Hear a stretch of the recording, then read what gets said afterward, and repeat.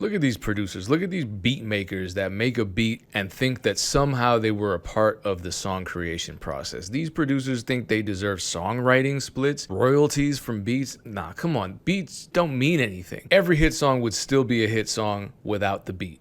Beats don't matter. Yes, I'm being sarcastic, but this is also a narrative that's out there. As a matter of fact, someone I used to have pretty positive interactions with posted this the other day. It was weird. He says, unless the songwriter helped write the song, they don't get songwriting credits or splits. If the beat is already made, according to the technical legal definition of songwriting, the producer is not considered to songwriting. I like how he put lyrics and melody in parentheses as though beats don't have melodies. Unless they own the studio, they don't own the master either. This is legally the law. What do y'all think? You don't want to know what we think. Bro, it's just reality. My lawyer explained it all to me. Tell your lawyer. Your mom's a hoe. Producers do not receive songwriter credits unless they helped write the song. Since when is music not a part of a song? Since when is writing music not a part of songwriting? Those of us with common sense would immediately think to ourselves, if I create an instrumental album and release that, and I've composed all the drums, all the chord progressions, everything, I own that because I wrote those songs.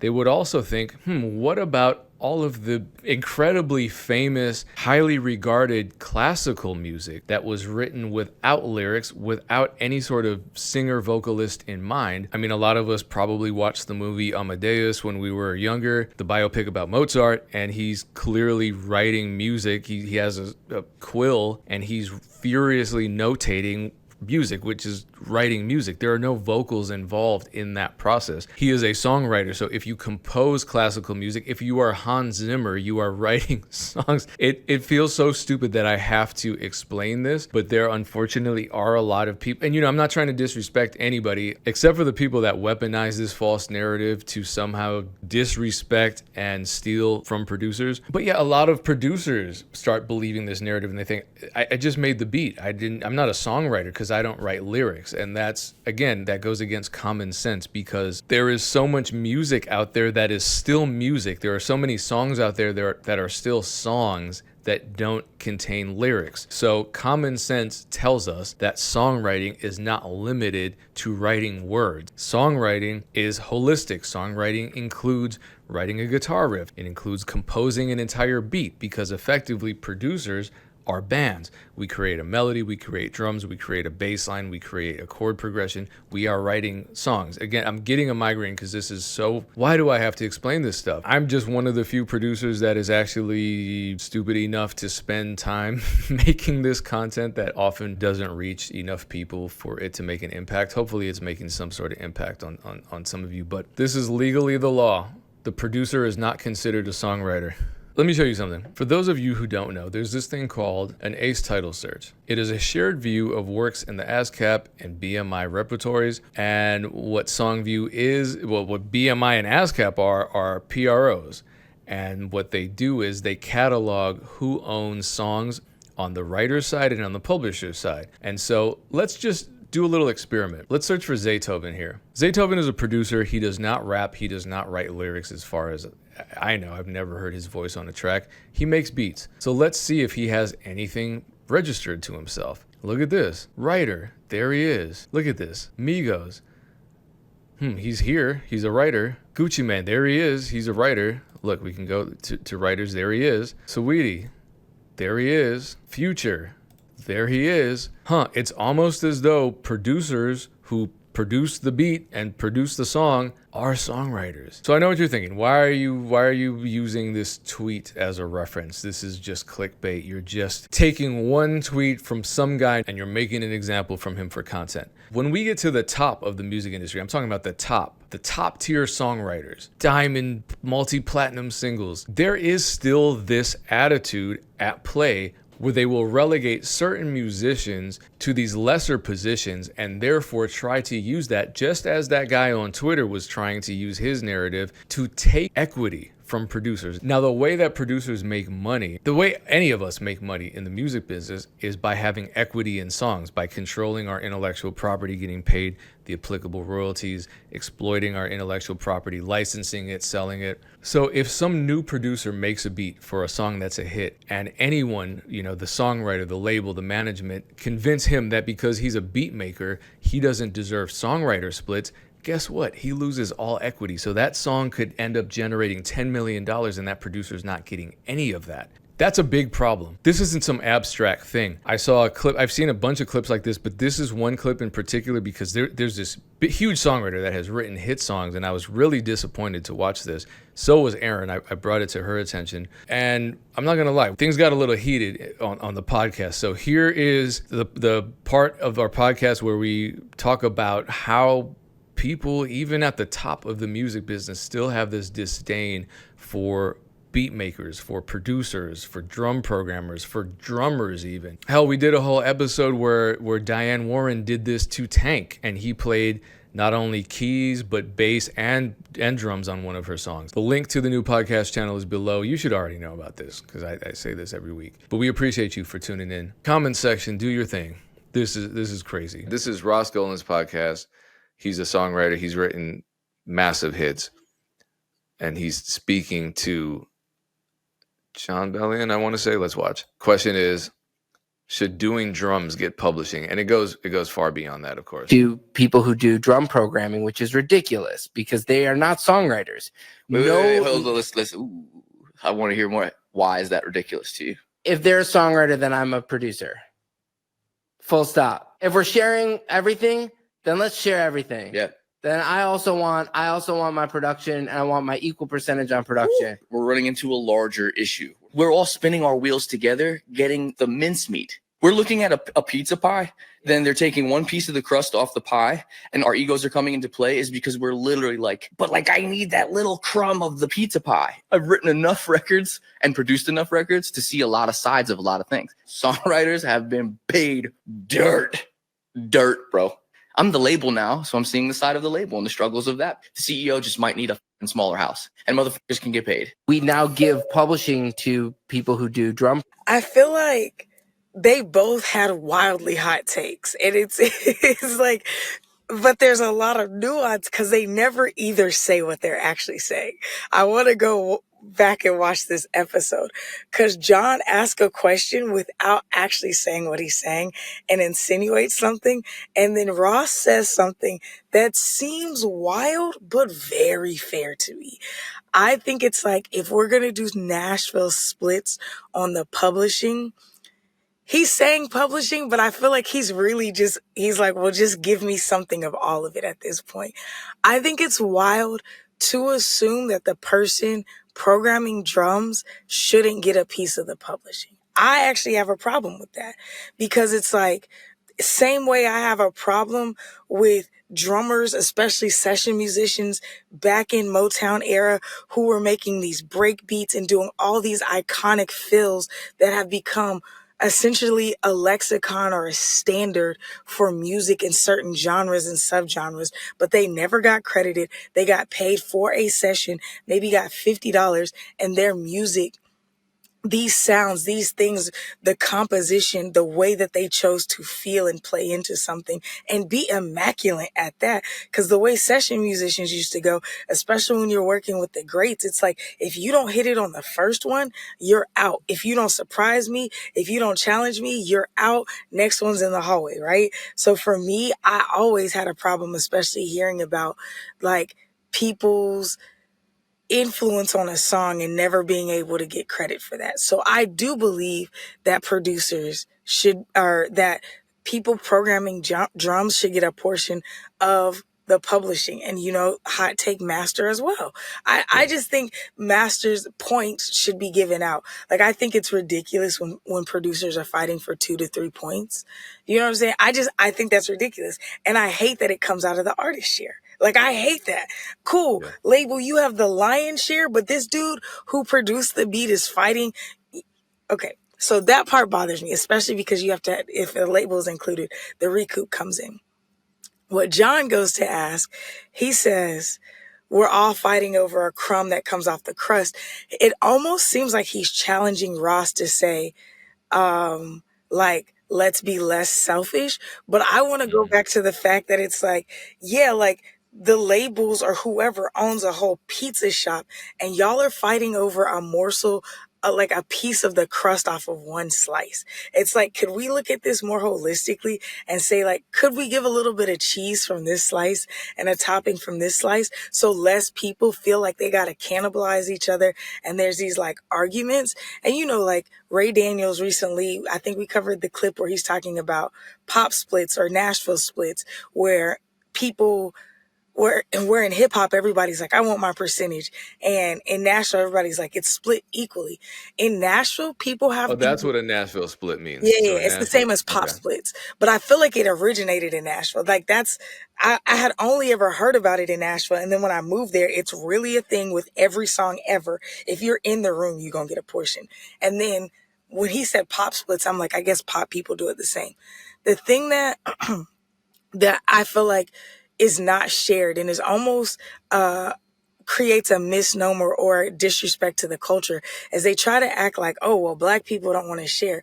If you think about hip hop and the way that it's catalyzed, like hip hop being the biggest genre, same like how, I don't want to get too much into this, but the people who built this country own less than 11% of this country, like on paper, right?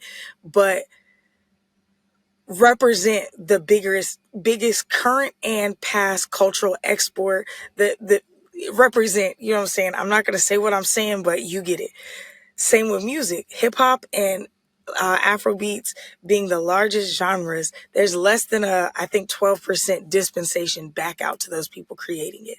So if you're talking about pop splits, if I'm in Nashville and I sit in on average 5 sessions a week or even 10 sessions a month, I'm getting splits off of way more stuff than being in Atlanta, producing 100 tracks a month, sending them out, and I may only get one placement every quarter. Yeah. So of course I'm going to say, I want my splits. Homeboy just popped in. He's an A&R. I don't want to split everything with him. The sheer volume and the way that the opportunity to be in on stuff in Nashville, I lived there. Again, I just moved 2 years. I was in on more sessions than when I was managing a whole roster of artists in Atlanta. I wasn't even looking to go into sessions. I got a writing credit on a song because I walked into a songwriting camp, listened back to the song and was like, I think y'all need to add a couple more ad libs. I'm hearing this. What do you think about this? Can you slide this over? They changed the song. 45 minutes later, they say, hey, come listen again. Hey, write your name down on the split sheet. Like, that's just Nashville for you. And I've been giving feedback like that to songs in general. And I know I'm getting away a little bit from the point, but I'm saying I think it is appropriate to credit and give percentages to everybody who contributes to the song. In that case, I literally was like, hey, y'all, I don't need nothing. I'm just like showing love. Do you know what I'm saying? But Yeah. I think it's hard for somebody to be so dismissive of another creator just because you've been dismissed. Like for Yeah. Ross Because he to be said that. like, Because Ross said that. yeah, just for Ross to be so like cool with like, well, then I need to be a producer. So ask to be a producer, Ross. Don't immediately evacuate from the person programming the drums. Like, nah, bro, you can just get this little fee. Don't immediately leave that scene and say you can't have anything because I couldn't have anything. Let's fight for more. Somebody like Ross, who has credit after credit after credit after credit, could be the guy to change something like this. Same way John is the guy who changed. Same way that Nashville Splits became Nashville Splits. It happened because the big person in the room says, oh, we're just going to bust this down evenly. Do you know what I'm saying? And you're like, It's wait, so easy, what? too. It's the easiest thing. Yes. But go ahead, Payne. You I know? just think that people who, I feel like if you're coming from people doing it wrong, continuing it being done wrong, especially when you're a person of influence, is the reason that we have the problem. Like saying that's the industry standard, like, okay, but you don't like it either. Like y'all are the power players in the room. Let's change it up. You know what I'm saying? I want to look something up really quickly because, okay, yeah, that's what I thought. It's so interesting, this dynamic, because it doesn't follow any sort of logical sense. And what's funny is that producers, this is the way a lot of these ivory tower musicians will refer to us producers who make beats. They'll just call us drum programmers. You're just a drum programmer. Beatmakers. Yeah. Yeah, so they'll use it as a pejorative. It's like it's an insult. And I feel like this is that same spirit. And what's funny is that we as producers get shit on so often because we just make beats. We're not real musicians. And a lot of these snobs who are trained and they're great at sight reading and they're great at music theory. Not that producers aren't, also many of us are. But the traditional, the real musicians, they see us as just clickers. We click, we push buttons. Oh, you use FL. Yeah, you're lower than me. But then they turn around and thumb their noses at a bass player or a drummer, someone who's amazing at their craft, amazing at their musicianship. And what is the difference between an amazing drummer, an amazing drum programmer, or an amazing guitar player and an amazing songwriter? There's no difference. Everyone's great at what they do. And for Ross, he co-wrote Flo Rida's My House, massive hit. But if you're a producer and you listen to that track, you know about that drum loop. You know about that drum loop. I don't have to say anything. That song would not, if you know, listen to that drum loop, especially if you're an older guy, you know what that's from. And you know what it's about. And you understand why that song works so well because of that drum loop. Without it, is that a massive hit? I don't know. I don't think so, personally. And then also, if the drum programmer is not important to the songwriting process, and that's what people are ultimately saying. If they're saying, look, we made a song, but I have such disdain for you. And look at when Ross said that shit. He had disdain in his voice and on his face. Am I crazy? That's the part that made me mad. I'm like, bro, why are you looking like that? Like, first of all, the drums are such an integral. I could see if he's just talking about some like random synth that got subbed out at the last minute that somebody just yanked off the internet. But the drums are such an integral part. But even if it's not, as a fellow songwriter, that's like, you know what I'm saying? Like, I hate when women are like, I can't stand women. Like, I heard a woman say that yesterday. I'm like, what? Like, could you at least stand up for us? Like, be a girl's girl. If you're a songwriter, stand up for other songwriters and people creating the music behind the artist, because everybody gets shit on behind the artist. Like, that's crazy to me. No, but they don't see us as songwriters. So if you program drums, oh, you're replaceable. Why are you even here? And then my question is, why are they even here? If you have such disdain for them and for their contribution that you would make that type of statement, then why are they there? Have someone else do it. You do it. You figure it out. But that's what I'm saying. He's thinking of it from such a place of lack. Like, well, if I got to give the drum programmer, which is that whole statement was so, like you said, it's crazy. I'm like, I've never heard anybody actually in the music industry call somebody a drum programmer. So like, that's why I made reference to actual drummers and musicians. I'm considering it to the same effect. He's looking at it as he has to give the drum programmer a percentage of his cut. That's the only reason he would think that way. But how about you not say, hey, we need to open this thing up so that we all get more, versus, no, he's going to get a piece of mine. And again, it's so odd to me because Ross has mega hits, hit after hit after hit. The reason he could start And the Writer is because he's sitting in the writing rooms with these major people. These are his homies. Do you know what I'm saying? And it's like, and he has so much respect in the industry. That blew my mind. I'm like, this is why this shit don't move forward, because the people who could move it forward think just like the labels. Like, they cannibalize everything. It's every man for themselves. I'm like, this is the first time I've seen it, and it actually, as you could tell, it got me fired up. I'm like, bro, like, what are you on right now? You could change this. And it felt like John Bellion wanted to push back, but people don't push back in podcasts.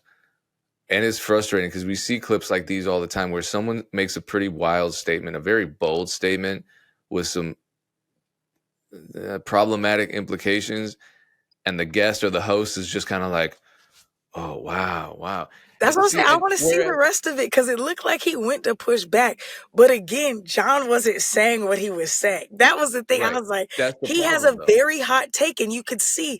And he kind of talked around it for a second. And I'm like, yo, because whatever he was going to say was about to be wild. Well, but you don't even have to push back. You don't have to start an argument. You just say why. Just question it. Why do you feel that way?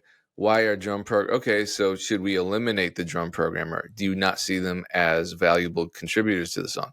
If you don't see them as equal contributors, cool, give them 5%. But you're right. The problem is, especially today, and I showed the charts, I think on last week's episode, was it, where it was the Billboard, it was like a chart that Billboard published that showed how streaming breaks down in the modern music industry. And so the whole pizza metaphor, 80% of that is controlled by the label. If you're signed to a major, and we're talking about dudes that are working with majors. And if you're signed to a major, 80% is controlled by the label. They can choose to do what they want with that 80%. But I feel like this conversation is more about the underlying composition. So the label's not even a part of this conversation. You're working with a clean 100%. Right? Am I wrong? So if we're talking you're about so right, because we're talking about publishing, not the master. Yeah. Yo, so he's literally just fighting that. Oh, you're so right. I keep thinking about both sides. You're right. Because it's one of those things. It's like when the politicians say the immigrants are coming to take your job, and some guy that is making $200,000 a year is like, oh shit, my job is going to be taken over because this person that doesn't even speak English is clearly going to sneak their way. They're going to walk right into this corporate setting and say, I want a job, and they're going to get it and they're going to fire me. It's so stupid. And it's like how all the ICE raids, this is a very political episode. The ICE raids happen at workplaces like, Home Depot or a restaurant or whatever. But the people who get raided are the people that are working, not the people hiring them. It's that kind of conversation where, come on, Payne, you just said a really big point. Because no one is fighting the people that are giving you the unfair treatment. All you're doing is passing on the trauma. Oh, my dad hit me, I'm going to beat the shit out of my kid. Is that type of shit. Songwriters get shit on. You know what? Fuck drum programmers. I got shit on by the label. They're about to get shit on by me. I want a bigger cut. My problem isn't with the label that's taking from me or my publishing deal that is unfair, in my opinion, that I signed without really understanding. No, my problem is with the person that I can see as less than me. And that's fucked up. That's a really fucked up way to think. And especially it's again with somebody, this isn't a dude who's new to the industry who's broke, right? Mm-hmm. In his position, he could afford to even abdicate some of his percentages just to make people feel more safe in the room or more valued. But he's instead, like, that would be the least. I would at least say, could you just give up a little bit of yours just because you're straight? No, you don't have to feed me, but like maybe don't fight over this 1%.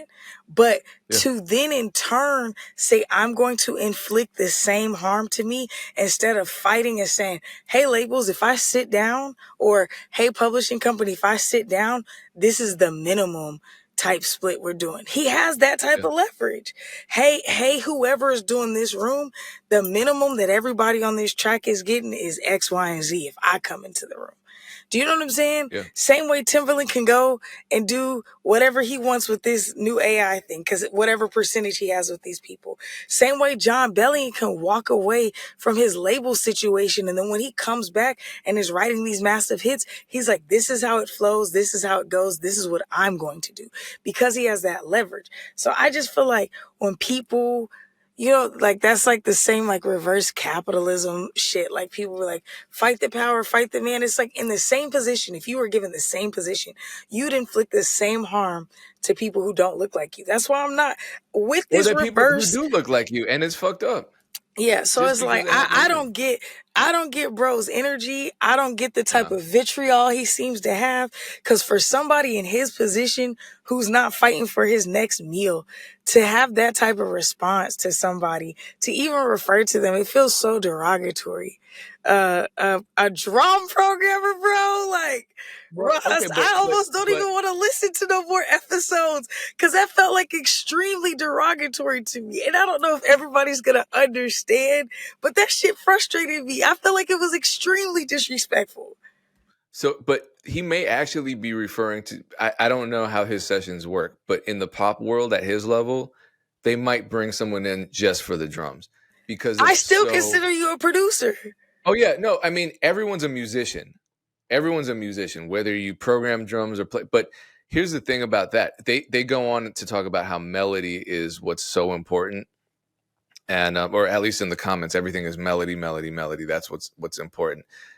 And this isn't anymore just about this conversation that we clipped. So this is not about John Bellion or Ross Golan, but I feel like number one, and then we can end after this. The traditional music business is scared of producers because we challenge their norms, because we do so much, we collaborate so much, and people are always looking at producers like, oh, why is there someone doing the loop and someone doing the drums? Like that's how bands have always been. I don't know why you're so upset about that, but we can either do everything ourselves, and that's kind of scary, or we're working with a lot of collaborators, and then we have either the option to subvert the traditional greed in the music industry or duplicate it. A lot of us duplicate it. A lot of us also share the wealth and split everything up. And like that's a threat. But, and I'll give you an example, with let's just call them drum programmers without meaning it in a derogatory way. There were drum programmers on the Michael Jackson albums, the iconic drum lines, right? I guess I'm going to say, what's the difference between a drum programmer and a drummer? I mean, there's a difference, obviously. One plays an instrument, one That's plays what a I'm different saying, instrument, though. but they're still musicians and they still provide the percussive lines that make songs what they are. Songs without percussion are very different. They are very different. You need percussion to define a genre. You need percussion to keep people dancing. Otherwise, what are you making? Ballads? Even some ballads have drums. The point is, some of these drum lines that are programmed or played by a human, both a drum programmer, a human drum programmer, a beat maker, whatever, or a traditional drummer, those drums are iconic and they make the beat, they make the song, whatever it is, they make it what it is, to the point where someone like Clyde Stubblefield or whoever played on Billie Jean or whoever programmed Beat It, those drums at the beginning start the song, they set the whole tone. And those could get sampled. And here is the problem. Here is the problem. This is why I do not like what this dude is saying. Now I'm bringing it back to Ross. If he's saying, oh, these guys made such an insignificant part of the song, they're not getting publishing. Here's what happens. Someone in today's era goes back, samples the intro to a James Brown song. It's just the naked drums. They sample the intro to the Michael Jackson Bad song. It's just the drum programmer's part. They sample that. They turn it into a hit single that generates millions. Guess who doesn't get shit? The person that wrote the part they sampled. Guess who gets everything else? Everyone else. The lead singer, the label, the songwriter. That's fucked up. That's my point. Tell me that's not fucked. You are a psychopath if you think that that's a fair situation. And that's how the law works. You know how it works. You know that splits matter to people. You know there are aging musicians who are unable to pay for their cancer treatments. That's what happened to Clyde Stubblefield. They crowdfunded for his funeral because beats that he composed himself and played on the drum set generated millions of tens of millions of dollars in sample clearance and royalties generated, and he got nothing because he was just a drummer, because somebody who had more power than him said he's just a drummer, he's not a part of this song, we're not giving him any sort of equity. And that's what happens.